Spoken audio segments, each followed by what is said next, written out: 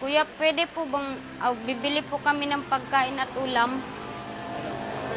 Bali 20 po. Siya lang naman po kakain eh. Ikaw pala, kuya. Huwag na. Sa'yo na lang. Kulang kasi yung pera natin eh. Patiyan na lang natin. Huwag na. Kagabi ka pa hindi kumain eh. Balot niyo, balot. Hindi po. Dito po kami kakain. Kain kayo, kuya.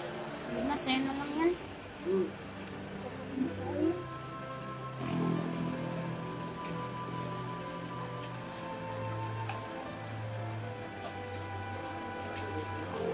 Kuya, parang sobra naman po ito sa 20.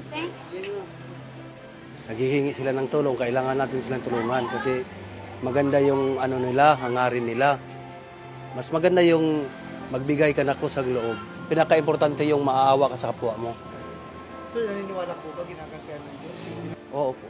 Kasi siyempre, pag mag-ano ka sa mga kapwa mo, magbigay ka ng mga tulong, babalik din yan sa'yo, mas malaki pa. Better to give than to receive. Mas maganda yung nakakatulong ka kaysa ikaw yung binibigyan. Mas magaang sa loob mo yung nakakatulong ka sa kapwa mo.